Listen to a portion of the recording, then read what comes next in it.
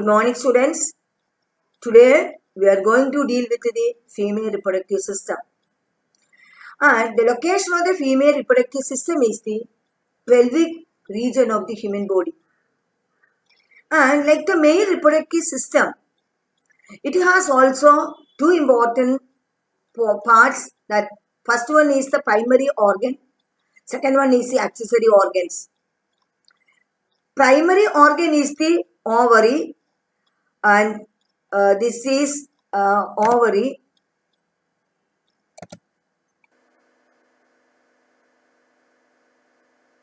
Primary organ is the ovary. This is located on either side of a pair of ovaries that are located on either side of the kidney, and it is attached to the dorsal body wall by means of a structure called a mesoovarium. And when we think about this structure of the ovary, it is almond shaped creamy colored structure. It is protected by means of an outer layer that is called the tunica albuginea. Internal to the tunica albuginea, it is made up of germinal epithelium, and this germinal epithelium encloses the space of the ovary that is called the stoma. Stoma can be divided into two regions, outer cortex and inner medulla. Cortex contains follicle cells of varying stage. So this is a oogonium. This is the oogonium, that is the ovum mother cell. So when we study about the female ovary, all the oogoni are formed during the embryonic stage.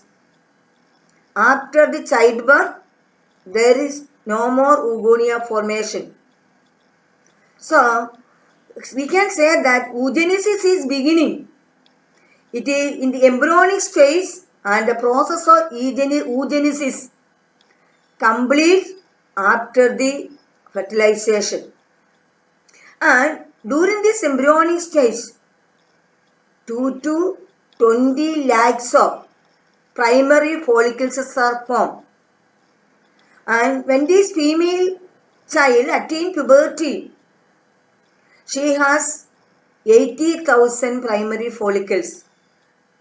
And her reproductive life, she is having 400 to 500 primary follicles, and these primary follicles converted into secondary follicles, tertiary follicles, etc. So the remaining all oogonia are degenerate its course of journey, that is called the follicular atresia. And the peripheral region, that is the cortex region, we can see the follicles of the various stages, whereas the medulla region, that contains mainly the blood vessels, connective tissues, etc. We will see the detailed structure of the follicles when we study about the oogenesis. And function of the ovary. The primary organ is it is a primary organ, so it has the function production of the ovum. And additional function is the formation of the production of the hormones. See, ovary is producing two different types of hormones. One is estrogen, other one is progesterone. Estrogen is essential for the formation of the secondary sexual characters, and whereas this progesterone is essential for the maintaining this after fertilization, prevent the maturation of the follicle. So both these hormones are very, very important for the females. Next, we are moving to this accessory organ, uterus. That is an important accessory organ. This is uterus. It is inverted pear-shaped structure, and it's when you observe this structure, it has a broad upper region that is called the fundus. This is followed by the middle region, that is called the body, and the lowermost region, that is the cervix. And cervix communicate with the external environment by means of the vagina. So we will see the structure of the vagina afterwards. And when we study about the uterus, the primary function of the uterus, implantation, that is the fixation of the developing blastocyst, furthermore the nourishment, support, protection of developing fetus. And we study about this structure. The uterus is made up of 3-layered covering. See, outermost layer, that is made up of epithelial cells, that is called the perimetrium. And middle layer, this is muscular layer, and that is called the myometrium. This muscular layer is essential for the contraction of the uterus during childbirth.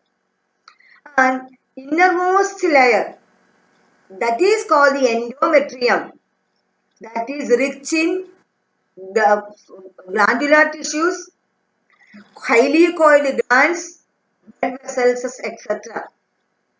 During menstruation, this inner layer endometrium is shedding out as menstruation.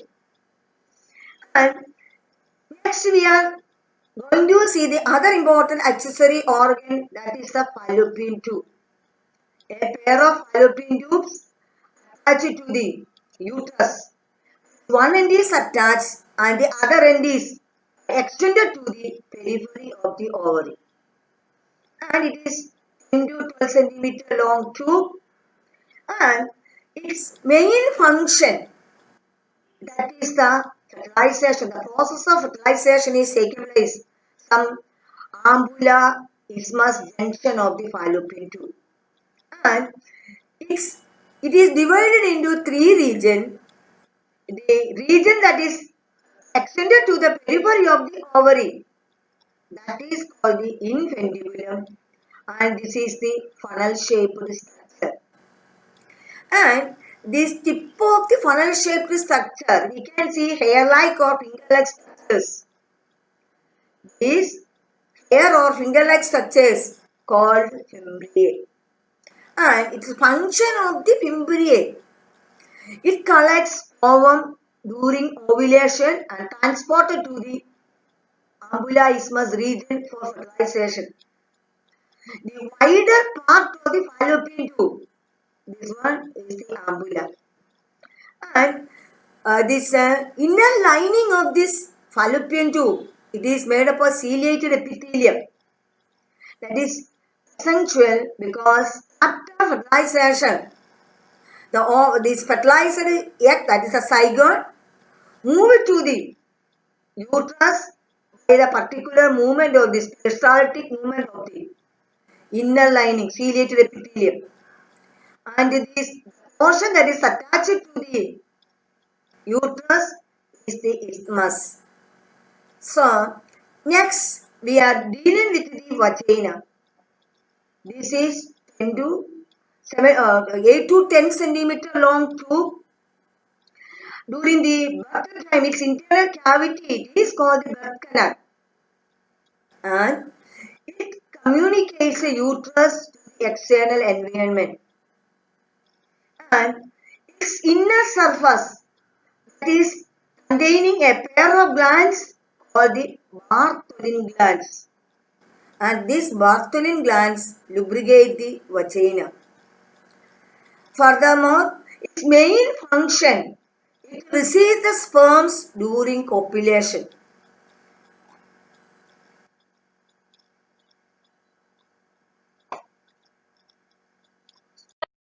Accessory organ is the external genitalia. Important structures of this accessory organ is mons pubis, labia majora, labia minora, hymen, clitoris. And this one is the mons pubis. It is a cushion of fatty tissue covered with skin and hair, hairy skin, Internal to this one, a pair of fleshy folds of skin that is extended up to the vaginal opening. Internal to this one, there is also a pair of fleshy fold of skin that is called the labia minora. And next one is the hymen. It is a membrane that partially covers the vagina, and it ruptures during the first coitus. Whenever sudden fall or horse riding or cycling, it can break this hymen. It is otherwise called the virgin knot. And the last is a finger-like structure seen at the upper junction of the labia minora, that is just above the urethral opening. This is clitoris. See, these are the important important external genitalia. The parts, these are the important parts of the accessory organ, external genitalia or vulva. Next is the accessory glands. Two important accessory glands are there. One is mammary gland, other one is Bartholin gland. I already said the function of the Bartholin gland, that is a vagina containing a pair of glands. Its function is to lubricate or secretion that lubricate the vagina, especially during the coitus. And mammary glands that are both male and female. We can see the mammary gland that is functional in females and it is non-functional in male. It is an elevation seen at the chest region. This is the mammary gland. It is an elevation seen at the chest region. And it is growing during the puberty time of the female. And it is a modified sweat gland. And it is mainly made up of fat and glandular tissues. Internally, it is divided into a number of lobes, 10 to 15 lobes. And internal to these lobes, we can see specialized cells called alveoli, which is secreting the milk. And when you externally observe this mammary gland, its tip region, there is a projection. This is called the nipple. And through the nipple, that is milk is ejected out. Then surrounding this one, a pinkish region that is called the areola. Then when we see in this internally the lobes containing this specialized cell called the alveoli, and alveoli secretes milk and the milk is collecting in the lumen of this alveoli. From the lumen, milk is taken by this mammary tubule, and number of mammary tubules joined to form the mammary ducts. Number of mammary ducts joined to form the mammary ampulla, and number of mammary ampullae joined to form the lactiferous duct that taking the milk to the nipple and the sucking action of the child. The milk is ejected out. See, these are the important structure of the female, the important parts of the female reproductive system. Next, we are moving to this pause.